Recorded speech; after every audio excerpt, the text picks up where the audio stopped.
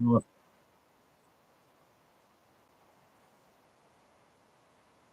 yeah,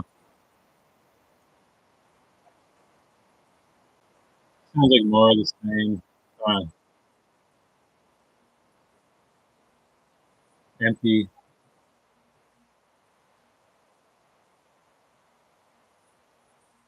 Keywords.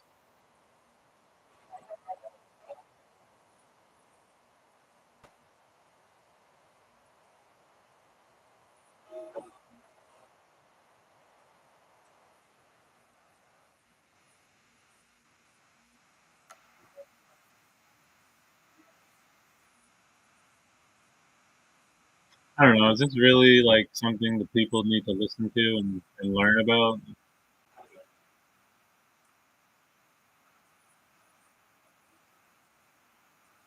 It just sounds like hmm, I don't know. It just sounds like things I've heard a million times before, and not really offering solutions. It's like here's a story about um, like some negative things.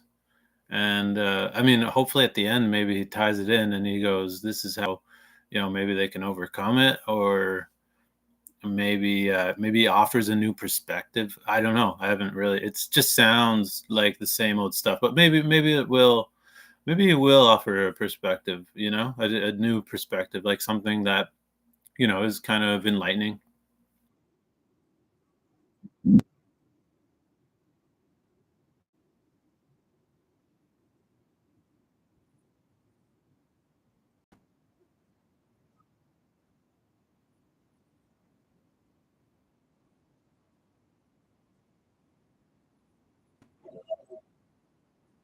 I like Lord Jamar though. I saw him on an interview with Jesse Lee Peterson, and I thought it was pretty cool. I think I like how thoughtful he is, and I mean, yeah, I don't know. I mean, yeah, I think he's a pretty thoughtful guy. I haven't seen much about him, but just that.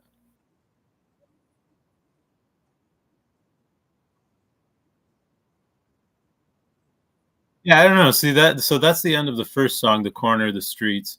Now they're getting into "Original Man." So the corner of the streets is kind of like like we're painting a picture of something everybody already knows. It's like, well, what's I don't really understand the the point of a story like that. Like I don't really get it. It's like what's the point of just saying all that stuff? Like all this stuff like, oh, the girl was on the corner, then she got addicted to drugs. And it's like, okay, like I don't really understand what the purpose of a song like that is. Like is it, I'd like I mean, it'd be great to get an explanation of it. Uh I just don't fully, yeah, I don't really fully understand, like so you're painting a picture and like, yeah, okay, I mean, how I don't even know how he how wants me to feel about it, or is it just about saying, hey, here's a person, this is a story about a person, about what life is like for this particular person on a particular street who is of a particular ethnic background.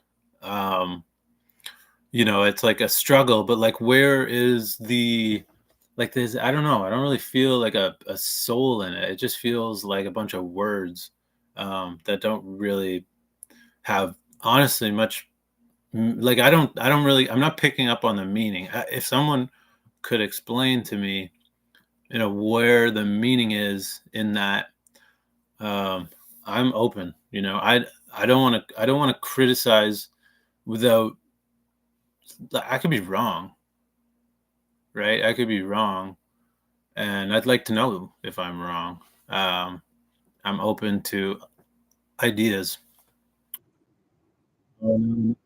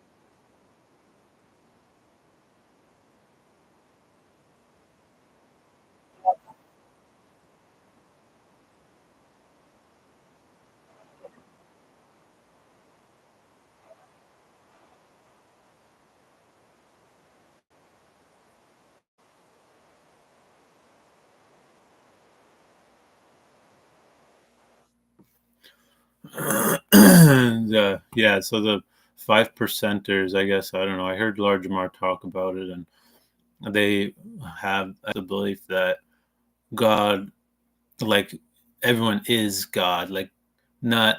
I don't know. That could be wrong. I mean, I don't know. Like the way it sounded, like like the God is them. It's not like a Christian belief of like God's in you. It's like no, you are God. Like you were created in the image of God. And I don't know. That's a little bit. It sounds egotistical. uh, I like the idea. Like I think it's kind of cool, and I like that. I do think that like it's nice, right? It's like that's like if you're addressing someone as if they are God, like you're gonna have some respect for them, right? And for yourself, if you are kind of seeing that you are like God worthy, but like I mean, in like maybe like a religion closer to what I would believe is like we shouldn't praise each other. Like we should praise the one true God, and I think that God is love, and that God's love, and it's it's like it needs to make a home in your heart. It doesn't mean you are God. It means God's in you. Um, and yeah, and all I don't know. I just find it's like I don't know. I'm not really. I don't really agree with it. And like yeah, I don't know. I don't necessarily agree with that. Uh, I don't know. Yeah, five percenters. Okay, what else we got?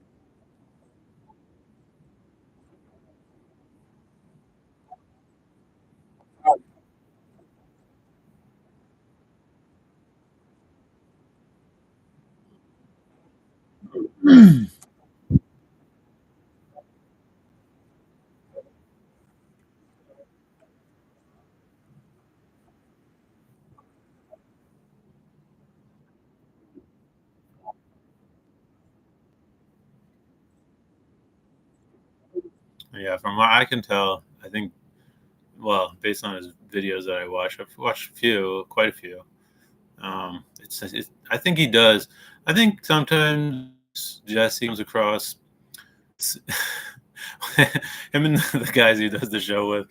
It's funny to hear them say some of the polarizing things they say, but it's like so refreshing and it makes me laugh because it's so funny because it's like it sounds so it's so obvious once he says it, you know?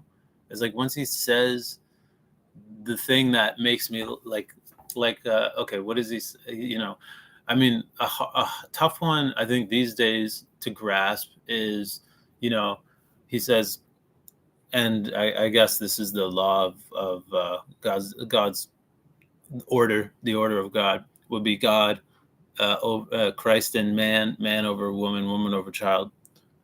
That's one of the things that I think, especially like these days, would be kind of challenging for people to understand because we want to see women as equal, but it's like, um, that could be kind of one of those things that's really tough to and I personally think he focuses a little too much on, like, he doesn't really put down men ever, I find, which I don't think is really fair. I mean, I definitely have heard him say, oh yeah, there's lots of men, and even he calls out men all the time. I mean, he does call, like, so his thing is like beta, right? Like, say, that these people are beta, and so he is calling out men, but uh, it's like he'll really just like broad sweep women, but he never really broad sweeps men. And so I think that's where, the kind of issue comes in, and it kind of feels like maybe there's a double standard, but I don't think there is. I don't know exactly. I'd like to talk to him and kind of see what he thinks, because I don't, I think he obviously thinks that a lot of people, well, I mean, the show is called The Fallen State. It's not called Women Are Evil and They're the Problem with Society. No, it's people are, right? And I think that the order has been uh, not respected. And um, yeah, that's a tough one. Um, like, yeah, there's a lot of things I'm not. I don't know. Yeah, that's tough. That's tough. I mean, for me personally, like, I think that, like, I agree with I definitely agree with Jesse. I think that in your heart, there's only place for one God, and it's like whatever the thing you're feeling is what's ruling you at that time. So if you are going to be letting your emotions take control of you, well, then you have a different God every time you feel something new. And it's the God of jealousy, the God of hate, the God of anger. But if you have God, the one true God, if you have love in your heart, there's no room for anything else.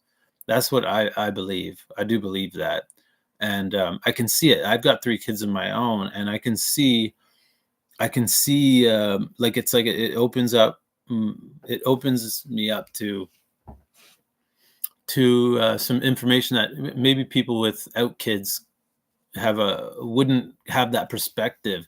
And another thing that gave me huge perspective is getting married, and uh but putting myself, uh I have to give I had to give up the sin that I was partaking in my life.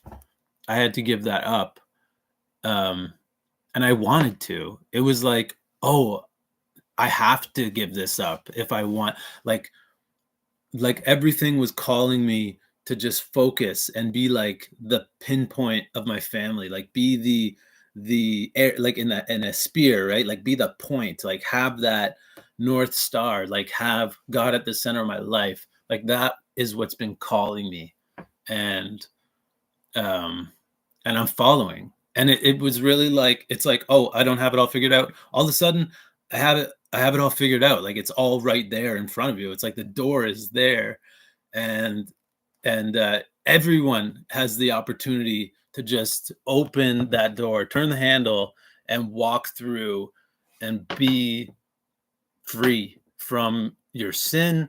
It's like everything you don't want to do. And I know, like, so many people have just been saying the same thing all the time. Like, it's like hits you every which way from every person. They say, you know, people like, well, like Jesse, people like, um, who's, uh,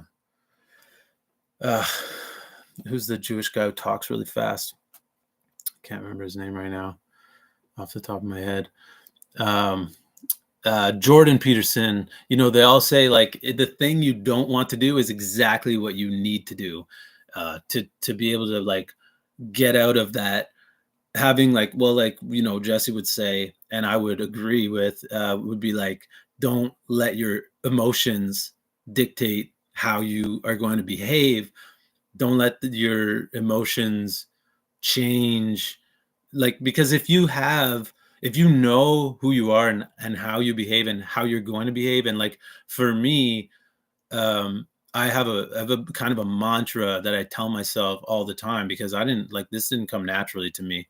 Like I was very much perverted, and I had to give all of that up. And like once I got married, that's when it really became clear to me that, where my heart was, and my heart was ahead of my head. You know, everything shifted, and so now I know where I come from, in every scenario. No matter how I'm feeling, I know that those feelings are temporary, and that feelings and emotions, they make you do things that you will regret.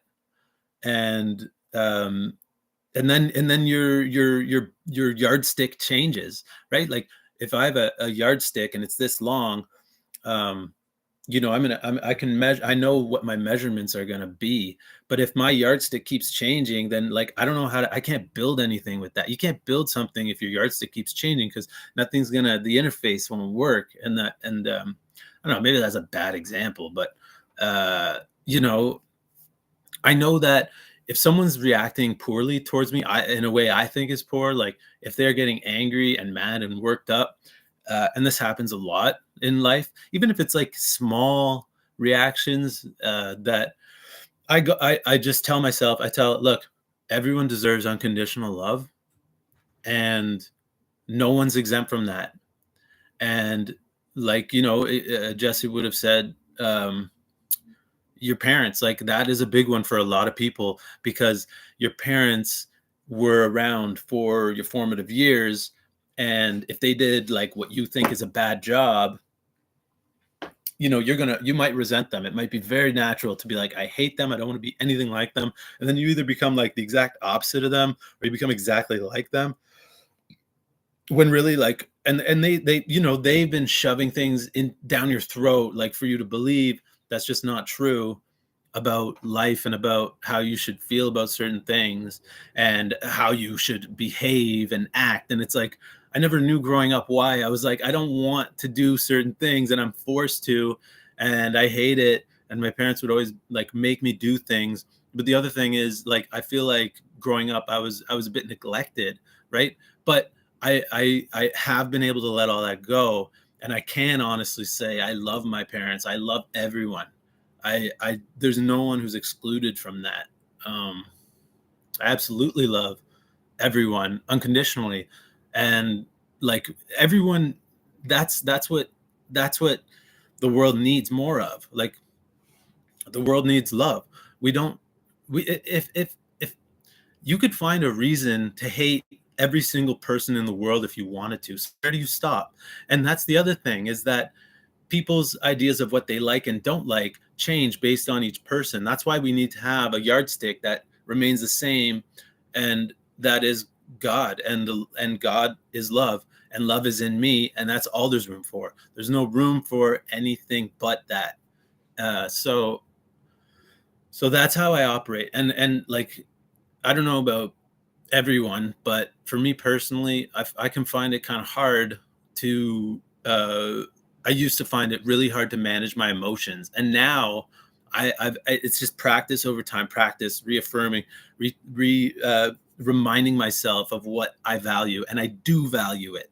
Right? It's like it didn't come naturally, but I know what kind of man I want to be, and for the longest time, as Jesse would say, I was a beta male. Like I had three kids, and I have three kids. I've got a 5, a 4, and a 2-year-old. And my wife now and we just got married last summer. So we've only been married for about almost a year. And before we got married, it was shaky, and we didn't know what was going to happen. We were together, but it wasn't really functioning properly. But and I was absent. I neglected my kids. I neglected my family, and this is my family.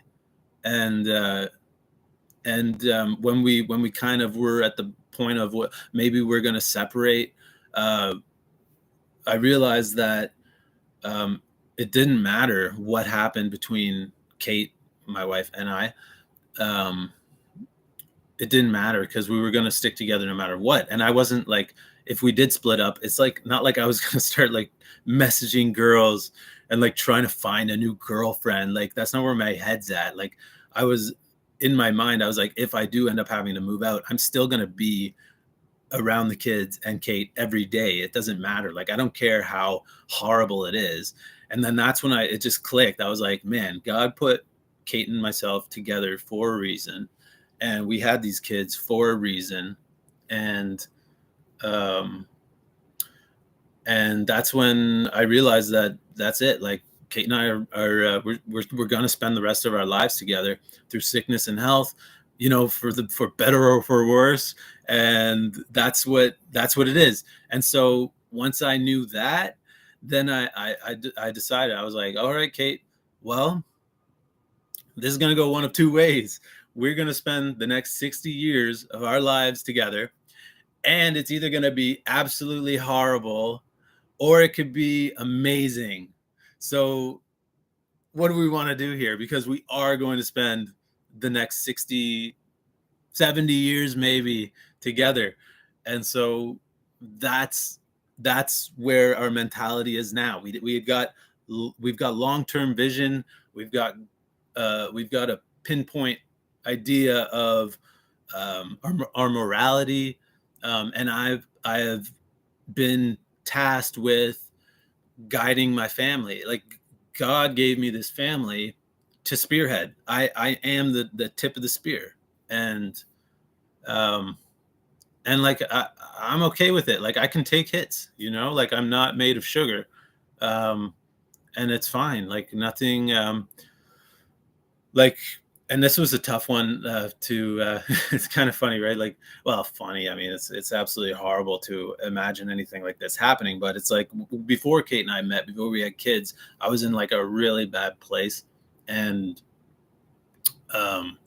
in a really bad place. Like I was doing a lot of drugs, I was promiscuous, I was abusive.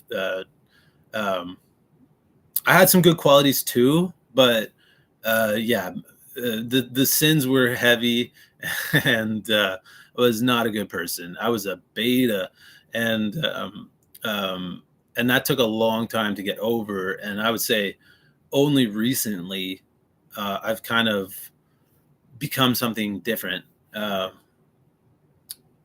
because of I believe God's guiding me um, to be.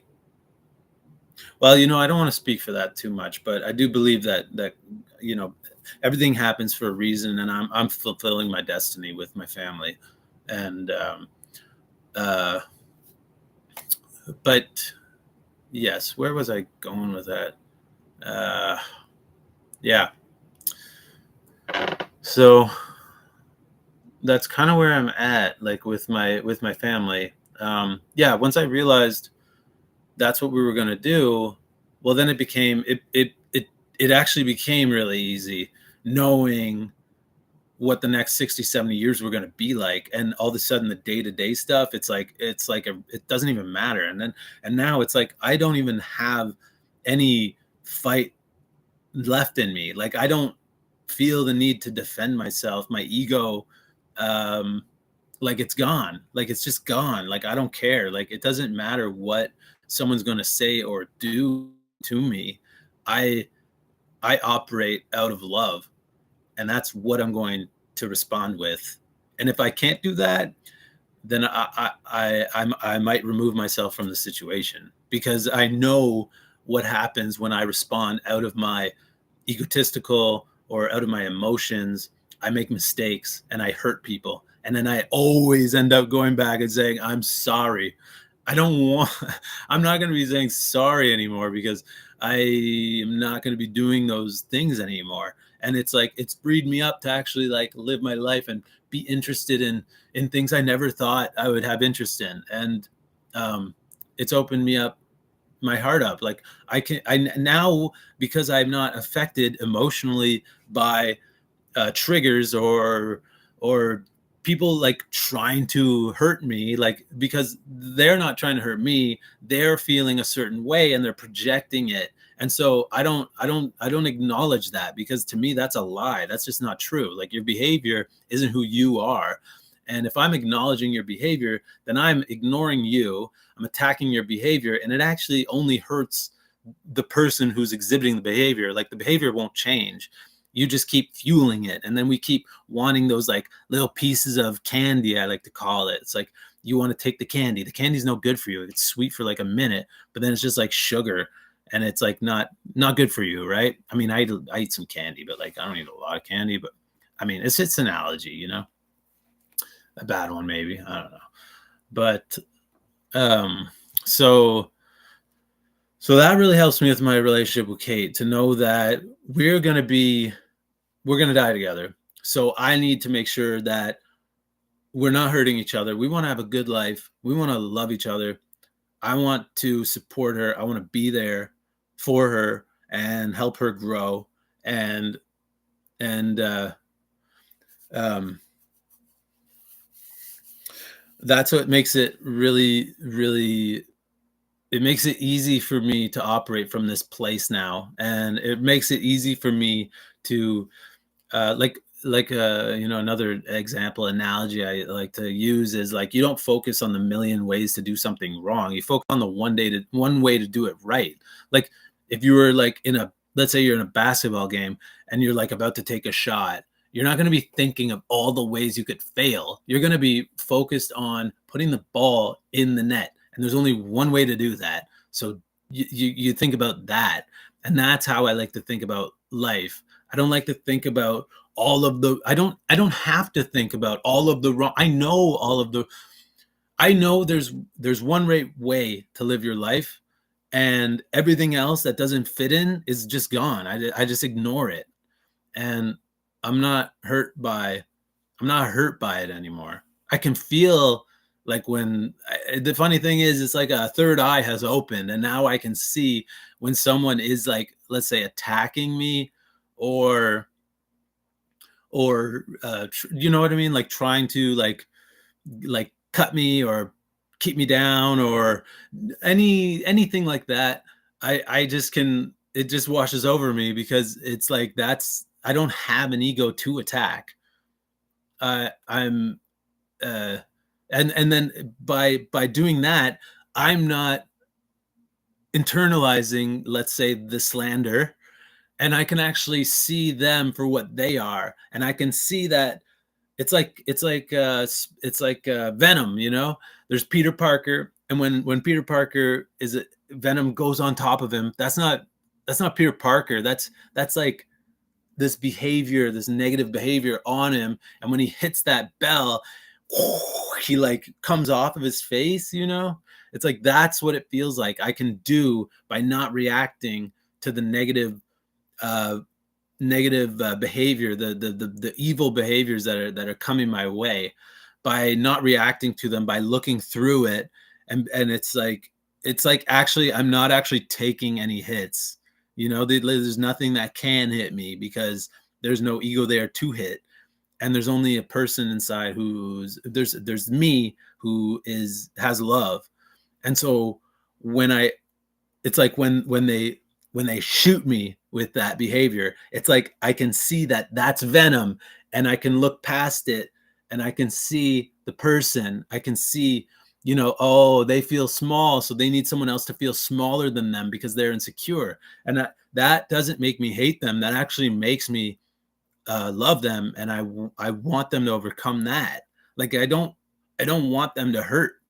I don't they want to feel good. That's why they do it, right? They try to make you feel small so that they can feel like they're on top of someone because something happened in their life where they feel like belittled. Like, maybe it was their dad. I would imagine it's probably most of the time their parents, right? Like, for the longest time growing up, you're like, you're small, you're small, you're small, you're small for 20 years of that stuff.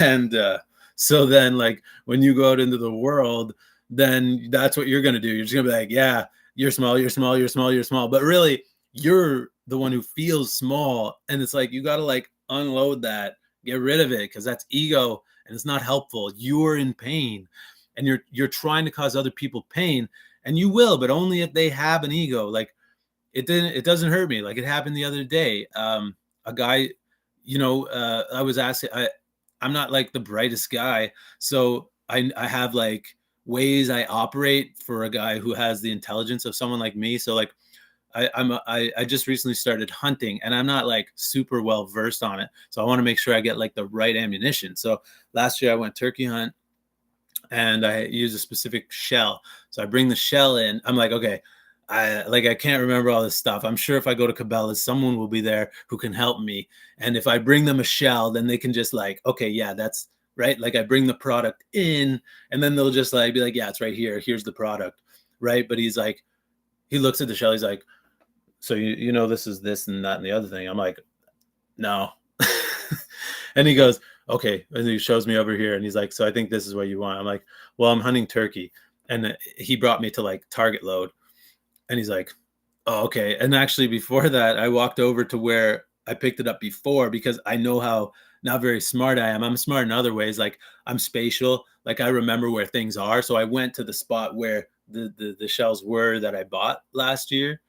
And the guy looked at me like, that's not where they are. Like, you don't know where you're going. And so he brings me over to the load that he thinks I want. And I go, well, I'm hunting turkey. And like, the shell, I don't know. Maybe the shell doesn't specify everything. I'm not really sure. And then he actually ended up walking me back to where I initially went. Right. So it's like, okay, so he was like, and it's kind of hard to describe, but like, it felt like a little bit like, like there was a little bit of the vibes I was picking up of like, you don't really know like what you're doing. Right. Like, you know what I mean? Like, there was that kind of undertone to it. I guess it's one of those things, maybe like, if you're there, you kind of can pick up on that vibe too, like the way the way he's standing, the way he's looking at me, the words he's using, the way he's saying it. Like, there's all these little nuanced kind of things that indicate that to me, that he's like, you don't really know what you're doing here, do you? And it was like, well, I brought the shell. I want to talk to someone who can help me. And I felt a little bit like, oh man, it would be nice if he could have just been like bigger than his ego in that sense. I mean, it was really small. It was minute. I'm not like, I don't want to like rag on the guy, and like, I'm not expecting him to be a certain way.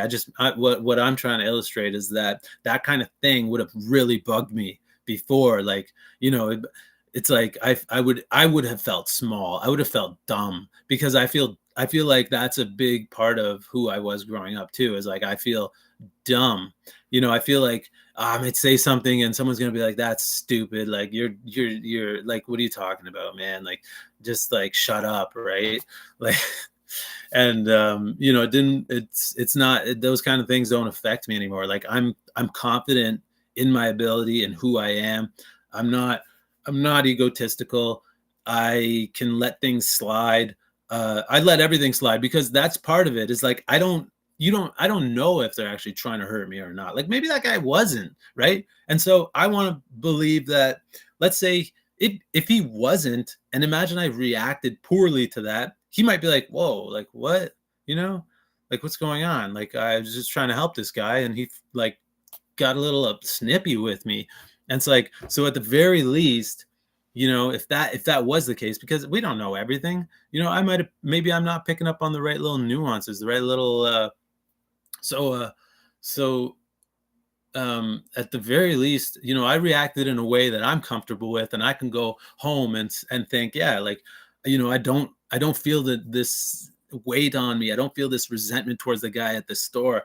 I don't feel like, oh man, maybe I reacted poorly. It's like, no, I'd actually prefer to take a hit and react kindly, and then later on observe and go, oh, they weren't being very kind to me. So then I learn, and then that way, that way I'm not going around making mistakes and like hurting people for no reason because I'm weak, which I know is the case. Like growing up, like I never really knew why I felt like people were treating me poorly. Maybe they weren't. Maybe I was just insecure, right? Maybe there was no issue. I was creating the issues in my head, which is true for one, and B, maybe they were being rude, but it doesn't matter, because that doesn't matter. That's your ego talking. And once you shed that, then you can actually see people for who they are, and for their hearts. And you can see that all these negative and evil behaviors are just illusions, and they're tricks, and they're lies. And they're lies because they don't actually get the person what they think they want. They want to feel loved. They want to feel heard. The guy, he doesn't want to feel, he wants to feel bigger than you because it gives him some sense of, it gives him some kind of high or something. Like it's a superficial thing. It's like eating candy. It's like you need to like hunt your meal, cook the steak, make sure you got your veggies in there, consume it, right? I take this call. I'm gonna go. This was fun. I hope someone can ask me a question sometime. Maybe I'll get one view.